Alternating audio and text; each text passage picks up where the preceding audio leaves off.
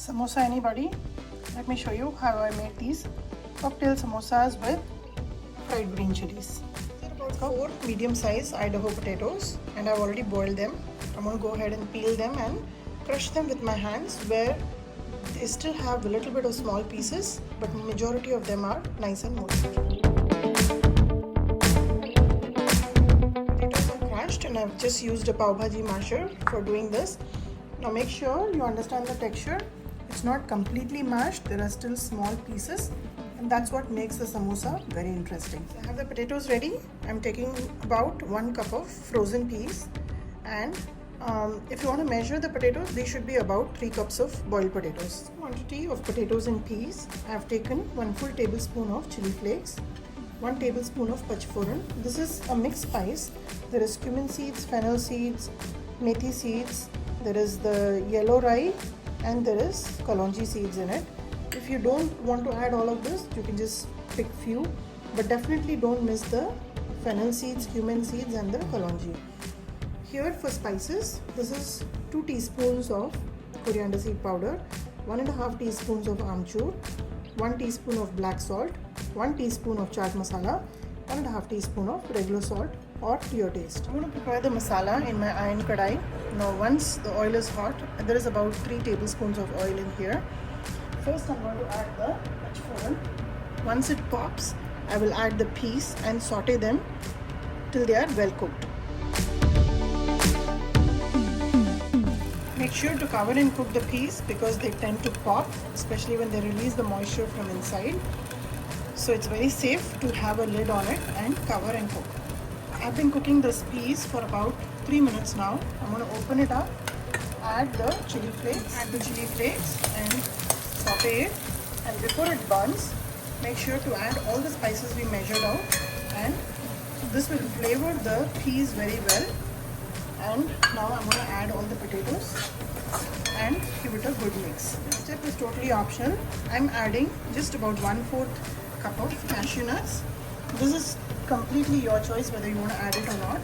Just saute it a little bit, and the cashew nuts will also nicely roast. You can even add roasted peanuts to this. It will add a little crunchy touch to your stuffing. Just that's all the time I'm taking to roast this. Now I'll add the potatoes and mix it well with olives. Make sure you taste for seasoning, and if you think there is less salt or less sourness, you can always add right now. You cannot add the spices when the masala is already done, because we do want the heat from the kadai to help the masala bloom in this stuffing. See, cover and let it steam for about 2 minutes. It's been about 3 minutes now, and let's check on our stuffing. It looks really good. The texture looks just like the one I remember eating when I was growing up. This is a memory from Delhi, and there used to be a sweet shop called Agarwal Sweets, and anytime we had guests, there was always one kid running to Agarwal Sweets just to get samosa and jalebi. This used to be a standard snack anybody who visited us. This dish today that I'm preparing is trying to recreate that memory of mine.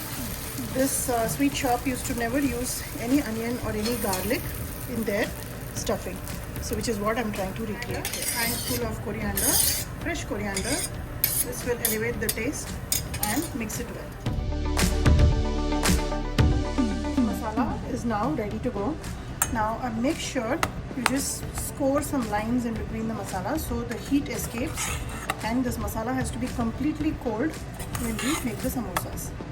So just mix it so ever a couple of times, and just score in between. Just don't pack it tight, it will trap the moisture. So just keep it loosely in the container, or if you're comfortable, put it in a thali and leave it alone. This masala is extremely flavorful. The smell of kalongee and the whole spices is just amazing. I've taken 1.5 cups of all-purpose flour, maida, and to this I'm adding about 4 tablespoons full of oil. With that, I'll also add about 1.5 teaspoons of salt. Mix the oil and salt along with the flour, and make sure it is like a crumbly texture. mix the oil, the dough you should be able to combine it, and when you break it, it should also fall out. This is something like a rava laddu sort of a texture. And now I'm going to slowly add little water at a time and make it into a not a soft dough but not a very tight dough either. So once I mix it, I'll show you how this dough is. It should be something like a dough which we prepare for making fulkas.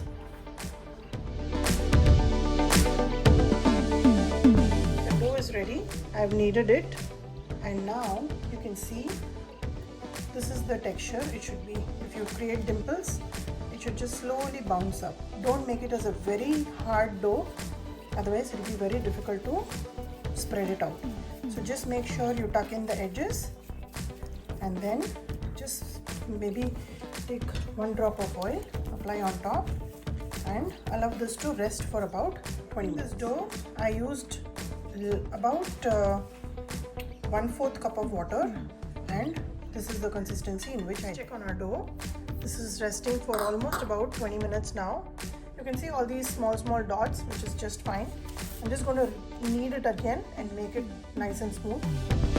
See how the dough has changed in terms of texture. It's nice and smooth now. I'm going to make small portions out of it to roll it out for our samosa outer cover. I've made about 9 portions. Now with each ball you will make 2 samosas, so I'm going to get roughly about 18 of them. Now do not use any dry flour to dust and roll. There is enough oil in this dough where it will be easily pliable, and I'll show you. The struggle to rolling out a maida dough is real, but if you are stuck like me, just take a couple of drops of oil and that will help you roll it very easily. But try not to use any dry flour. Once you've rolled it out to like an oblong design, just make sure you cut it in half, and here is 2 outer cover for 2 samosas. So just stack it up and keep it in a plate and keep it covered so it doesn't dry out. I have the outer cover ready, the filling is ready, and in a bowl I have a little bit of water to seal the edges. Now let's make the samosa. It's not as complicated as we think. So just take the longer side of this filling cover, apply some water on the edges, and then just overlap the sides on top, and here is your cone. I'm going to fill up the filling in here and apply water around and stick it around. Take a little bit of the filling and put it in here, and slowly with the back of the spoon just stuff it so you get a lot of filling in every bite. And then with your index finger just push it down and dip your finger in water and seal the edges like so. And this portion just overlap so that it forms a nice seal. This samosa will not open in the oil. Just make sure you press the edges so it's well sealed. And like my grandma always says, your samosa should be able to sit down, and that's how it sits. It's filled nicely with the filling, and the coating is sealed from every little end. And this is how you make samosa. I'm going to make a couple more. These samosas are ready, and they are not very big samosas. They are just bite-sized cocktail samosas, and I've filled them pretty well, and all their edges are well sealed. And just before you drop them in the oil to fry, again make sure before you drop each one of them, just pinch all the edges and then drop it in the oil. Now I have some oil heating up. Let's get frying samosa. The oil should be never very hot. So let me show you how the temperature should be. Just before putting it in the oil, just make sure you pinch the edges again so that there is no open edges. Otherwise the whole oil will get messy with filling coming out. So after you have secured the edges again, just drop it from the side, and you should slowly start bubbling, and that's the temperature of oil you have to maintain. And since this is an iron kadai, I'm going to maintain the heat at medium so there is a continuous heat. I'm going to start putting all of them in, maybe in the batches of 4 or 5. This process of frying the samosa should never be rushed, otherwise you will not get a nice and crispy outing. Otherwise the shell will just brown and it will not be crispy. The reason we added the oil in the flour was to give a pastry sort of a texture to the dough, which is very important, and that's when you get a nice crispy outing and a great filling to cover up. When you see that the bubbles are settling, that's when you know it's time to take them out.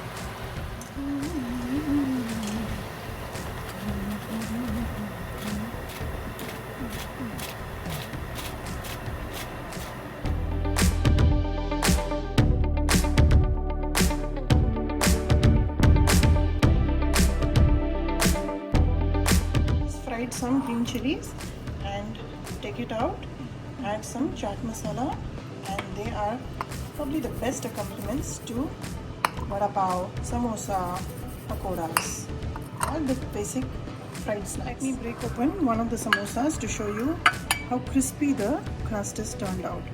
So here is a small samosa, and I hope you can hear the crunch. There you go. So all the oil that we added in the dough works like and makes the flour like a pastry dough and gives a nice and crunchy outing. This is a really delicious samosa snack to go best with your chai and your party appetizers. Try this samosa which has no onion, no garlic, and for me it brings back my childhood memories in Delhi. Samosas, and to top it add some fried green chilies. Enjoy this recipe. Give it a try. If you want to make them larger, you just have to make larger dough portions and prepare the exact same process. Give this recipe a try, like and subscribe my channel, and let me know how the samosa recipe turned out for you.